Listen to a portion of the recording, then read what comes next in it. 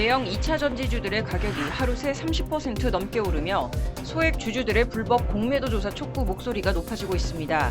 주가 급락 원인과 공매도 제도 개선 관련한 금융당국의 입장을 알아봤습니다. 전문직을 향한 일자리 쏠림 현상과 함께 내부 직역 대립이나 경쟁이 치열해지는 가운데 이른바 8대 전문직에 속하는 전문직 종사자들이 공동의 가치 창출을 위한 전략을 논의하기 위해 한자리에 모였습니다.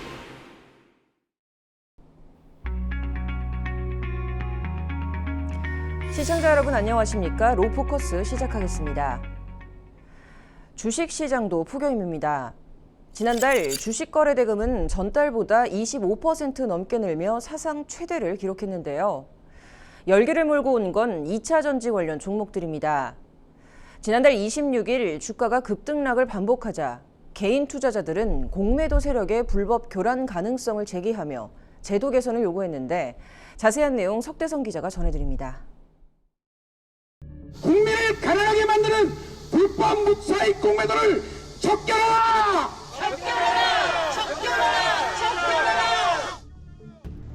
한 주당 100만 원 넘는 황제주로 등극한 에코프로. 코스닥 시장에선 16년 만입니다. 개미들의 인생 역전 꿈을 깨운 건 황제주 등극 일주일 만.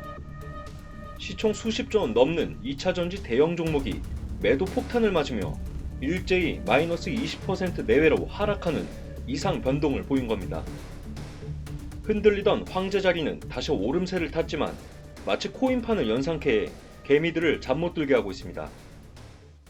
일시에 대대적인 공매도 폭탄, 또 현물 매물 폭탄이 동시다발로 쏟아졌다는 것은 누군가 작전 명령을 냈기 때문에 한투현이 제기한 2차 전지 주가 폭락 원인은 불법 공매도. 공매도는 주가 하락을 기대하고 주식을 빌려서 파는 투자 기법입니다. 다른 투자자에게 빌린 주식을 매도하는 건 차입 공매도, 소유하지 않은 주식을 매도하는 건 무차입 공매도라고 하는데, 무차입 공매도는 결제 불이행 위험이 높아 대다수 국가에서 금지하고 있습니다.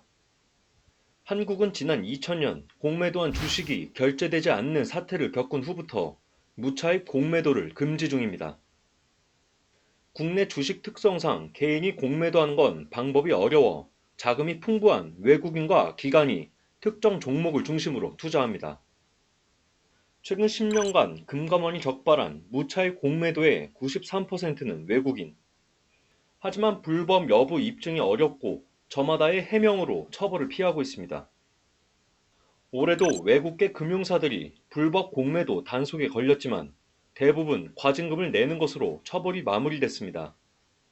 정부는 불법 공매도 시 부당이득 환수와 벌금, 나아가 징역까지 부과하는 것으로 처벌 수위를 높였지만 아직 형사처벌 사례가 없고 외국에 비하면 솜방망이란 지적이 나옵니다. 투자자들은 권리 보호와 공정한 규칙 적용을 요구합니다.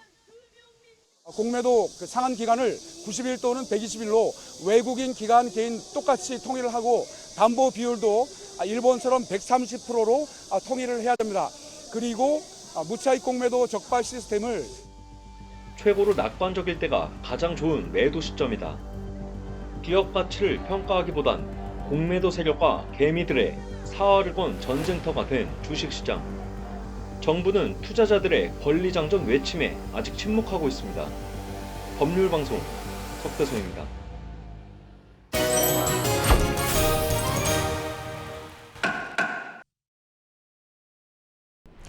요 며칠 유명 웹툰 작가부터 서희초 사건까지 교육계에서 이런저런 사건들이 발생하면서 교권 보호와 아동 인권에 대한 화두가 쟁점이 되고 있습니다.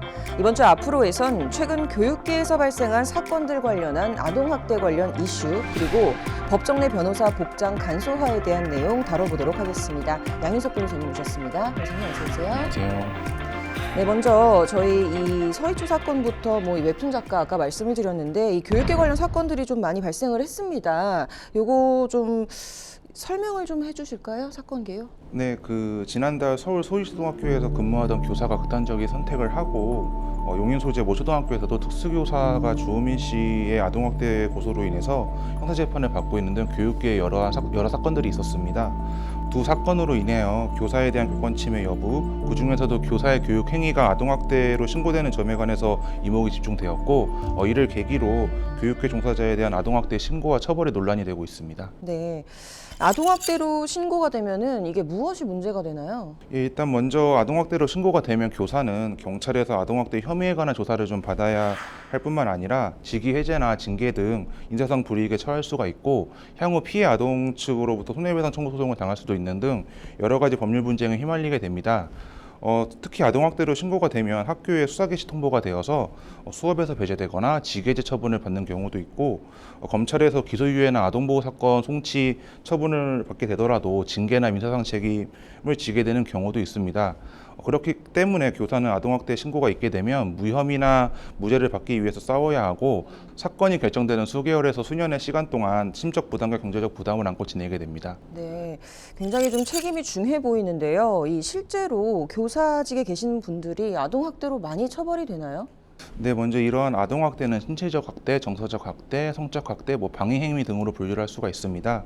최근 교사가 학생에게 훈육이나 훈계가 가능하도록 초등교육법 시행령이 개정되고 용인의 초등학교 특수교사께서 재판 선고 전에 직위해제에서 복직되는 등 교사의 아동학대에 관해서 여러 논의들이 이루어지고 있는데요.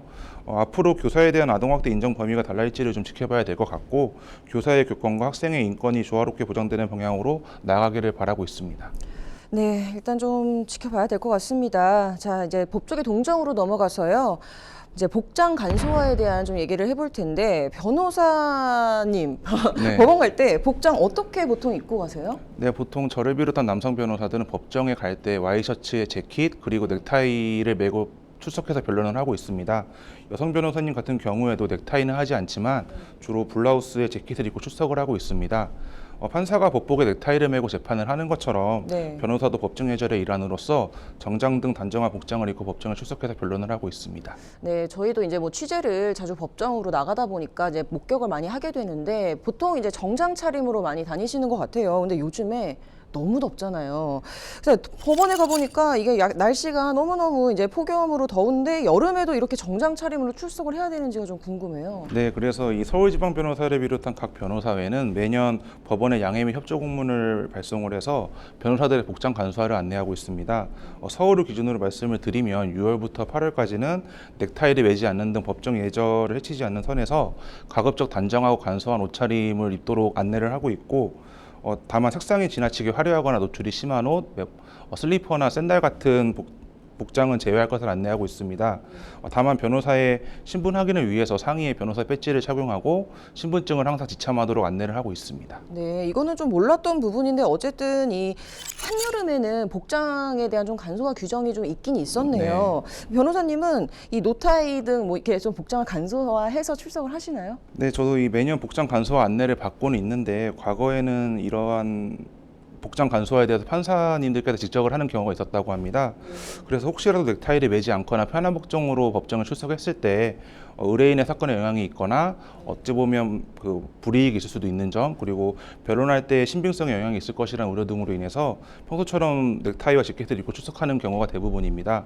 복장이 이러한 법정 예절의 일환이기는 하지만 폭염일 때에는 오히려 법원에서 먼저 소송 당사자와 변호사들에게 복장 간소화를 안내한다면 재판의 효율적인 진행에 도움이 되지 않을까라는 생각은 하고 있습니다. 네, 자, 이번 주제가 좀 굉장히 흥미로웠는데 어찌 보면 사실 일반 국민들은 모르고 지나쳤을 만한 이슈였던 것 같습니다. 자, 오늘 사회면에서 가장 뜨거운 감자인 교육계 사건과 또 변호사 복장 간소화에 대한 얘기를 해봤는데요. 이번 주 좋은 말씀 주셔서 감사합니다.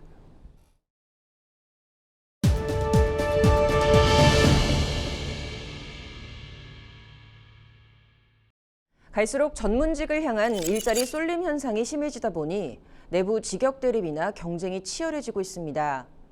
이런 가운데 회계사, 변리사, 세무사 등 이른바 8대 전문직에 속하는 전문직 종사자들이 서로 간 갈등은 뒤로 하고 공동의 가치 창출을 위한 전략을 논의하기 위해 한자리에 모였다고 하는데요. 어떤 얘기들이 나왔는지 들어봤습니다. 응시율 90%, 역대 최다 기록 갱신. 로스쿨 입학을 위해 꼭 치러야 하는 법학적성 시험 리트에 올해 15,000명이 넘는 응시자가 몰리면서 또 한 번 기록을 갈아치웠습니다. 이는 사상 최다였던 지난해보다 18.7% 늘은 수치입니다. 또 공인회계사 자격시험인 CPA도 1차 시험에서 지난해보다 3.4% 많아진 15,940명이, 올해 세무사 1차 시험 접수자는 17,503명으로 2020년보다 무려 44%가 급증했습니다. 이외에도 변리사, 노무사, 공인중개사 자격시험 응시자 수도 매해 기록을 경신하면서 전문직 열풍이 불고 있음을 여실히 느낄 수 있습니다. 최근 들어 한층 높아진 전문직 쏠림 현상 탓인지 직역 간 갈등도 갈수록 악화되는 상황. 특히 변리사의 특허소송 대리권, 변호사의 세무사 자동 자격 취득 등의 이슈는 사회적 문제로 번지는 모양새입니다. 유사직역 간의 과도한 갈등은 결국 국민들의 신뢰도를 떨어뜨리고 불안감만 증폭시킨다는 지적들이 나옵니다. 나아가 이제는 전문직들도 자신만의 전문 분야를 창출해 시장을 개척해야 하는 시대에 더 이상의 대립은 멈추고 전문직 종사자들의 각성이 필요하다는 목소리가 커지고 있습니다. 이런 가운데 지난 27일 변호사를 제외한 소위 문과 전문직 8대장들이 한자리에 모였습니다. 경쟁에서 나아가 서로 윈윈을 하자는 뜻에서 공동 가치 창출을 목적으로 한 전략을 구상하기 위해서입니다. 이번 컨퍼런스의 큰 취지는 여러 전문직 분들이 서로 간에 자기가 가지고 있는 전문 분야를 서로 윈윈할 수 있는 장을 마련하는 거고, 그 자량에서 리치 디바인이 가장 중심적인 역할을 하면서 앞으로 이렇게 시장을 좀 선도해 나가자, 이런 의미가 큽니다. 변리사, 회계사, 세무사 등이 모여 시장 공략을 논의하는 컨퍼런스는 국내 최초로 전문직도 이런 컨퍼런스가 있으면 되게 좋겠다는 생각을 했거든요. 함께 어떤 목표를 설정해야 하는지부터 주 타겟층, 또한 고객에 대한 접근 전략 등에 대해 토론하는 시간을 가졌습니다. 여러분들은 저도 전문직이긴 하지만 전문직으로서 어떤 목표를 좀 가지고 계신가요? 이번 행사는 VVIP 컨설팅 콘서트의 앞글자를 딴 VCC가 주제로 현재 국내에서 급성장하고 있는 리치마켓 시장을 공략하는 방법을 공유하는 자리로 구성됐습니다. 리치마켓이란 자산이 소위 좀 있는 사람들을 대상으로 한 시장을 의미합니다. 대한민국 내 현금이 움직이는 규모 중 상당 부분은 이 리치마켓에 속해 있는 고액 자산가라는 게 전문가의 설명입니다. 잠깐 이제 우리 보험 산업에 대해서 말씀을 드리자면, 우리나라에 매월 들어오는 신계약 보험 계약 월 납입 보험료가 약 1,500억 정도 들어옵니다. 1,500억 정도.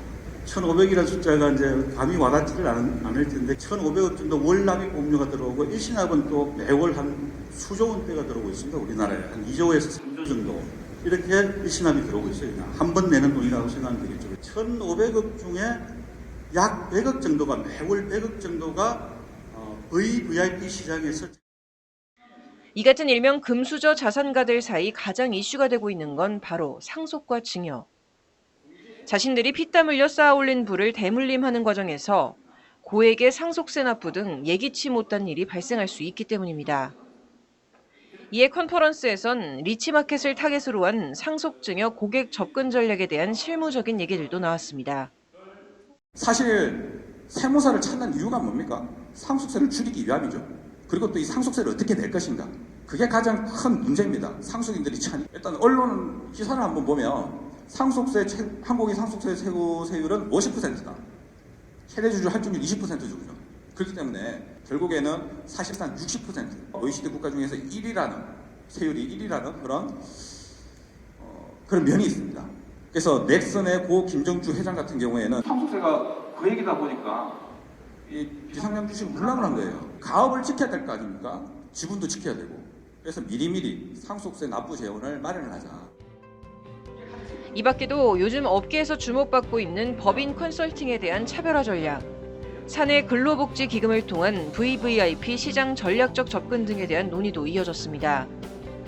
처음으로 전문직역 종사자들 간 합동으로 꾸려진 자리인 만큼 그 의미가 새롭게 주목을 받는 가운데 이번 컨퍼런스를 통해 일반 국민들은 원스톱 토탈 케어 서비스를 기대할 수 있을 것이라는 평가도 나왔습니다.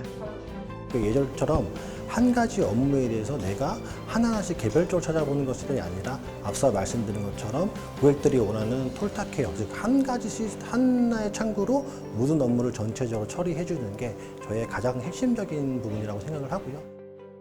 법률방송 신세아입니다.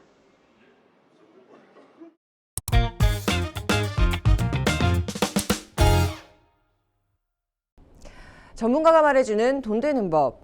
혼인을 하려는 자녀에게 최대 1억 5천만 원까지 증여할 수 있다는 내용들을 포함한 세법 개정안이 최근 발표된 것 알고 계신가요?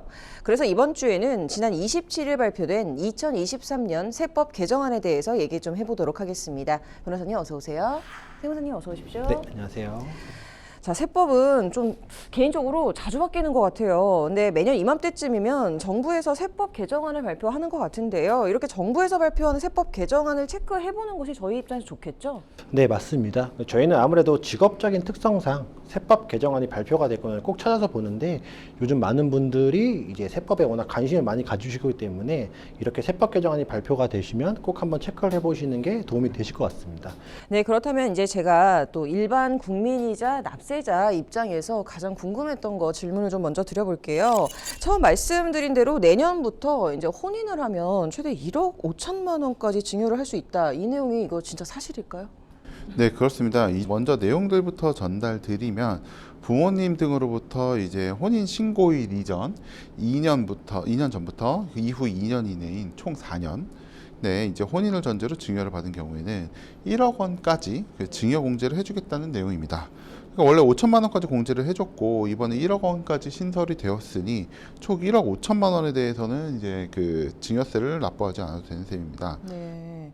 결국 이게 혼인 신고를 한다면 1억 원만큼 이게 공제를 해주겠다라는 내용인데요. 물론 이제 이 1억이라는 돈이 어떻게 또 생각하면 굉장히 큰 돈이기도 하지만 요즘에 사실 부동산 뭐 전세 가격이나 이런 것들을 생각해 보면은 또 그렇게 큰 금액이 아닌 것 같다라는 생각도 듭니다. 혹시 이건 외에 또 도움이 될 만한 좀 개정 사항이 있나요? 네, 이번에 적용 기한이 연장된, 그러니까 앞으로 더 계속 공제를 받을 수 있는 항목들이 있어서 좀 일괄적으로 정리해서 설명을 드리겠습니다. 첫 번째로는 중소기업 취업자에 대한 소득세 감면 적용 기한이 26년도까지로 연장이 되었습니다. 그리고 대상이 되는 기업에서도 이제 컴퓨터 학원 등이 추가가 되었거든요. 이건 이제 특정 요건을 충족한 회사에 근무하는 근로자에게 소득세를 최대 90%까지 감면해 줄 수 있는 조항이기 때문에 꼭 한번 체크를 한번 해보시길 바라겠고요. 두 번째는 정규직 전환에 대한 기업에 대한 세액공제 적용 기한도 24년도 12월 31일까지 연장이 되었습니다. 비정규직으로 근무하던 직원을 정규직으로 전환을 했다라고 한다면 한 명당 최대 이제 1,300만 원까지 세액공제를 받을 수 있는 좋은 제도거든요. 마지막으로 고용을 유지하는 중소, 중견기업에 대한 세액공제 감면도 역시 연공기한이 연장이 되었습니다. 이 부분은 26년도 12월 30일까지 연장이 되었기 때문에 앞으로 회사를 운영하실 때는 이런 부분을 꼭 체크해 보시길 바라겠습니다. 네, 방금 말씀해주신 내용은 좀 뭐 중소기업이나 중견기업 운영하시는 사업자분들에게 굉장히 도움이 될 만한 내용인 것 같고요. 이것 외에 또 근로자에게 도움이 되는 개정 사항들도 있다고요, 변호사님? 네, 세법이 아무래도 이제 회사를 운영하는 분들에게 도움이 될 내용들이 좀 많은데 네. 그 외에도 이제 근로자분들을 위한 개정 사항들도 발표된 게 있습니다. 네. 첫 번째 이제 직무발명보상금 이거 비과세 한도가 상향이 되었는데요. 기존에 이제 500만 원까지만 비과세였는데 이게 바뀌어서 현재는 이제 연간 700만 원까지 현재가 아니라 내년부터겠죠. 네. 700만 원까지 비과세 변경됐습니다. 혹시나 이제 회사에서 직무발명보상금을 받을 것 같다고 하시면 24년 1월 1일부터 받으시는 게 좋습니다. 그래서 다만 이제 대표자와 거의 친족 관계에 있는 직원이라면 내년부터는 이제 500만 원 비과세도 아예 적용받을 수 없게 되기 때문에 받으실 수 있으면 올해 받으시는 게 좋습니다. 그리고 두 번째로 이제 출산 및 보육 수당에 대한 비과세도 올해 10만 원에서 내년부터 20만 원으로 이제 줄어들게 됩니다. 그래서 올해 이제 식대 비과세 금액이 20만 원으로 상향된 것처럼 출산 비과세 한도도 20만 원으로 이제 인상됐습니다. 마지막으로 이제 벤처 투자 조합 등에 대한 소득공제 규정의 적용 대상자에 민간 재간접 벤처 투자 조합의 출자도 이제 포함이 됐습니다. 이대로 확정된다면 민간 투자 조합에 이제 투자자들이 좀 더 투자할 유인이 생기지 않을까라고 생각합니다. 네, 사실 뭐 저도 근로자 중 한 명으로서 이 비과세 금액이 높아진다는 거는 정말 좋은 세법 개정안 내용인 것 같습니다. 자, 그리고 마지막으로 가업 승계에 관한 개정 내용들도 좀 정리를 해주시죠. 네, 김정주 이상이 회장이 이제 사망하게 되면서 NXC의 2대 주주가 기획재정부로 된 사건이 실제로 이제 가업 승계를 고민하고 있는 분들한테는 굉장히 큰 충격적인 사건이었습니다. 이런 분위기를 반영을 해서 정부에서 이번에 가업 승계에 대한 규정에 대해서 많이 완화하는 정책을 좀 포함이 되었는데요. 네. 먼저 가업 승계 증여세 과세 특례 저율 대상자가 확대가 되었습니다. 기존에는 60억 이하까지만 10%의 세율, 그리고 60억을 초과하는 경우에는 20%의 세율을 적용받았는데 이게 60억이 아니라 300억까지로 이제 대폭 이제 완화가 되었거든요. 업종 요건도 원래는 표준산업분류표상 중분류 내에서만 이제 업종 변경을 허용을 했다가 앞으로 이제 대분류 기준으로 좀 완화가 되었기 때문에 이세가 넘겨받아서 새로운 사업을 추진한다라고 하는 분들도 꼭 한번 체크를 해보시면 좋을 것 같습니다. 게다가 연부연납이라고 해서 세금을 이제 나눠서 낼 수 있는 기한도 이제 5년에서 최대 20년으로 이제 확대가 되었기 때문에 해마다 내는 세금을 조금 더 줄일 수 있는 부분이 좀 포인트가 되실 수가 있고요. 그래서 이제 가업승계 증여세 특례 규정이 앞으로 조금 더 적극적으로 활용될 것으로 좀 얘기가 되고 있기 때문에 저희가 아무래도 이제 민간에서는 이런 부분들을 좀 더 활용해야 하겠다라고 생각을 하고 있습니다. 네. 자, 이번 주 좀 말씀을 듣다 보니까 사실 이제 발표된 세법 개정안 중에서 좀 중요한 내용 위주로 전달을 해드리다 보니까 사실 팩트 위주였습니다. 그래서 두 분 의견을 좀 들을 수가 없었는데 마지막으로 세무사, 변호사 관점에서 세법 개정안 내용들을 보면 어떤 생각을 좀 하시는지 소견 좀 간단히 말씀해 주시죠. 네, 뭐 이거 개인적인 생각인 거니까 또 이 세법 관련된 얘기라서 제가 먼저 간단하게만 제 생각을 말씀을 드리면 매번마다 이렇게 세법 개정안들의 내용들을 보면 결국에는 창과방패의 싸움이 아닌가라는 생각을 매번마다 하게 됩니다. 실제로 이제 컨설팅이라는 시장에서 절세라는 것들을 통해 가지고 많이 이루어지고 있던 것들이 이제 활용이 되다 보면 국세청 입장에서 또 이걸 막기 위해서 그게 가장 큰 무기가 세법 개정안이거든요. 그걸 통해 가지고 다시 이제 막아버리는 형태가 되는 거고, 예를 들어서 이번 세법 개정안에서 결국엔 다시 이제 직무 발명 보상금에 대해서 대상자가 이제 가족들이 또 제외되는 것처럼 계속 이제 혜택을 줄이는 걸로 방패 역할을 좀 많이 하거든요. 실제로 이렇게 개정되는 내용들을 살펴보다 보면 오히려 개정적이 전에 하는 게 유리하신 경우도 있고 개정된 후에 하는 게 유리한 경우도 있기 때문에 각자의 상황에 맞춰 가지고 세법 개정안의 큰 틀을 보시면서 결정하시는 게 좋으실 것 같습니다. 예, 저는 이제 여러 가지 뭐 이제 조금 더 그 납세자들의 부담이 증가되는 부분도 있고 뭐 줄어드는 부분도 있긴 있는데, 사실 저는 조금 요새 물가 상승을 좀 고민을 해요. 왜냐면 누진세율은 이제 금액이 딱 정해져 있는데 물가는 엄청나게 빠른 속도로 오르고 있습니다. 그래서 과거에 예를 들면 뭐 연봉이 5천이다 또는 1억이다 라는 분들이 있으면 요새는 그 정도를 받는 인구수가 과거보다 많이 늘었거든요. 그렇게 되면 결국에는 이제 최고 세율에 도달하는 사람들이 자연스럽게 많이 증가할 수밖에 없습니다. 사실상의 그 누진세율의 그 세율 인상 효과가 있긴 있는데, 그런 점들에 대해서는 이제 어느 정부도 손쉽게 이제 예산이 있으니까 반영이 안 되는 부분은 조금 아쉽고, 그리고 이제 그 세법 개정이 계속되다 보니까 이제 아무래도 이제 이런 것들을 팔로우하기가 조금 납세자들 입장에서는 좀 어려운 면이 있기는 합니다. 그리고 뭐 개정을 할 수밖에 없는 거기도 한데, 그럼에도 불구하고 이제 현재 안은 아무래도 완전히 확정된 건 아니고 또 변경되기도 하고 뭐 시행이 연기가 되기도 하며, 가장 중요한 거는 이제 시행령에 어떻게 들어오는지가 좀 중요합니다. 그냥 법안 발표는 이제 다들 관심이 많으니까 와 하고 들여다보고 뭐가 좋다라고 했는데, 정작 이제 시행령안을 딱 열어봤더니 혜택을 받을 수 있는 것들은 이제 요건이 되게 까다롭고 내가 납부해야 되는 것들은 요건이 좀 폭이 넓고 뭐 그런 경우도 있기 때문에, 이런 것들을 좀 시행령안을 보시고 나서 이제 내가 어떻게 움직여야 되는지 그거를 좀 생각해 보시는 게 어떨까라는 생각입니다. 네. 자, 이번 주 내년도부터 바뀔 세법 개정안 내용들을 좀 살펴봤는데요. 말씀해주신 대로 좀 이 최종 개정된 세법은 오늘 말씀드린 개정안과는 좀 다를 수도 있으니까 이 점 꼭 참고해 주시길 바라겠습니다. 이번 주 여기까지 하도록 하겠습니다. 감사합니다.